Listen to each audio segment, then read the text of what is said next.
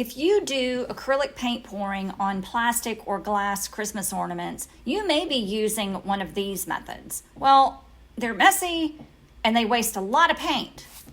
Stay tuned to my video and learn my method that's not necessarily less messy, but you can collect your drips to make cool things for other projects. Stay tuned.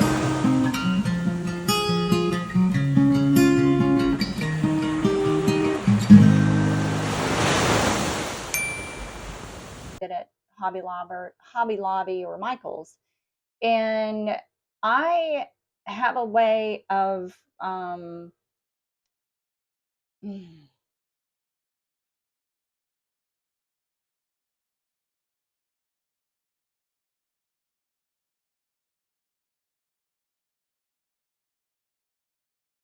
have an old canvas, and I'm already using it just to catch drips. This is literally, it's a very, very old canvas. You've probably seen it on my videos, actually.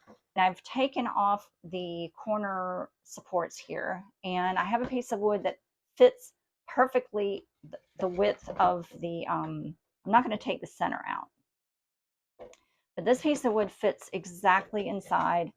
This here is from an old dresser that I had that I took apart, and this is the back of the drawer, I think. So I'm going to take it out to my work shed. I'm going to show you what I'm going to do. With a Sharpie and a straight edge, I am just marking where I want my cut to be so that I make sure to cut my board the right length. I have a rough cut blade on my jigsaw, so I did have to make a couple passes to get the right fit. But once I got it down, I just took the other piece of wood and cut it to length, and then just, you know, trimmed it out to make it fit just right.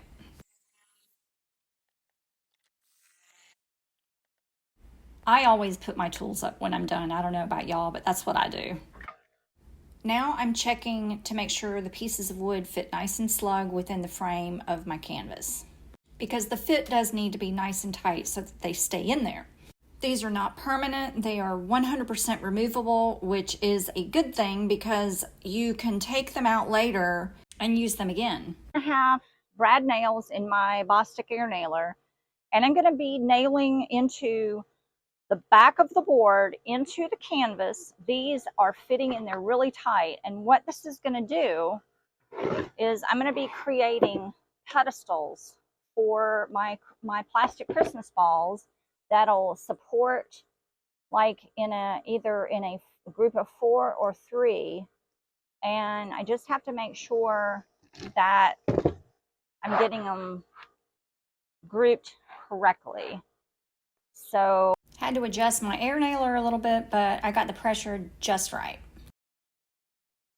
And that is perfect. So my brad nail stayed in the wood and it didn't come through the end of the canvas. Watch your fingers.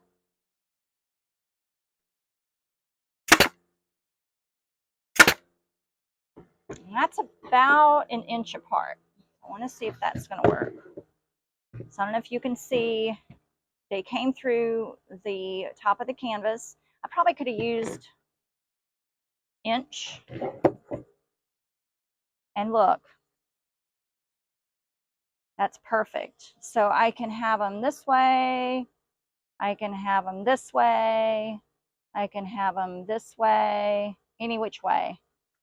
So 1 inch was perfect. So I'm going to go ahead and go through the whole thing, and I'm just going to do 1 inch apart, and that'll work. I'm going to eyeball it. And even though I'm using wood and an air nailer for this, you could very easily use a hammer and nails. You don't even have to use wood. You could maybe use a piece of thick foam, stick your nails through it, or even use push pins. You're not limited. And the way that this works is really easy. You can take these plastic Christmas balls that I got at Michael's, I think it was, after Christmas sale. I take the caps off, I don't want to get paint on them. And then if I'm going to paint pour, or if I'm going to be doing resin, I can use the nails as pedestals, and they sit on there really nice. I can have them sideways like this. Okay, I can have them upside down if I'm going to do something on the bottom. My sound cut out right here because I forgot to recharge my microphone. So just to finish up, you can use this in so many ways. You can put your Christmas balls however way you want, and there's just no limit. And here it is in action up close.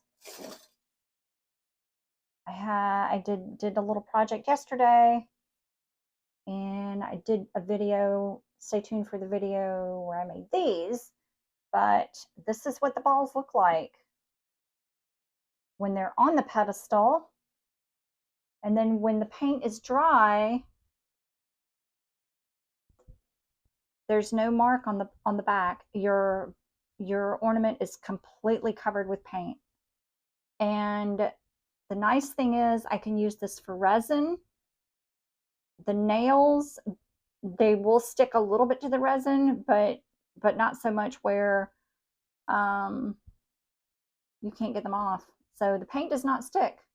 I mean, it does a little bit, but they pop right off, and it leaves no marks on the back. And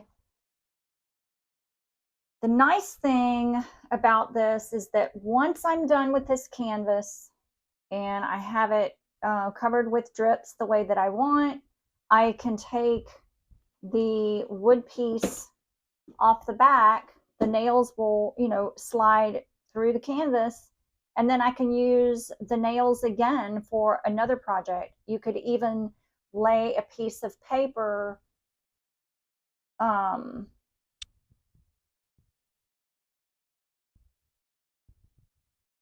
you could even stick the nails through a piece of paper from the top or from the bottom, or a piece of plastic, or a piece of silicone mat, a thin silicone mat, to collect your drips. You can use butcher paper, parchment paper. The acrylic paint pulls right off of parchment paper or wax paper, anything like that, and that way you can collect your drips.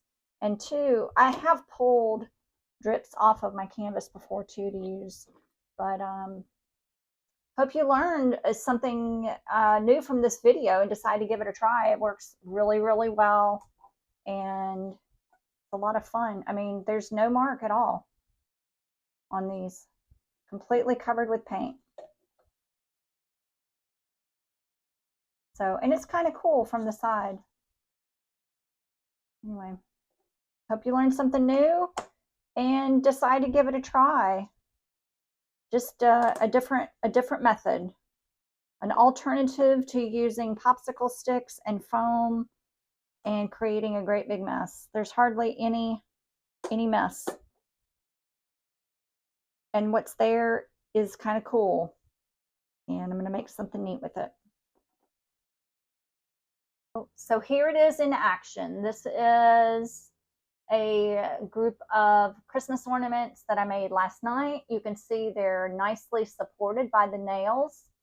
And the nice thing about it is that when you take the balls off, there's no mark on the back. There's no mark on the back, and the paint completely covers your ball, and it's a really cool pattern. So it drips from the, from the side, because I poured on, I mean, you could do anything you want, but there's no mark. There's no mark on the ball. So whether, just depending on what look you want, I decided to pour from the side instead of the bottom. So I'm getting a little bit different look, but you have so much more flexibility with this, and you're collecting the drips to make something cool.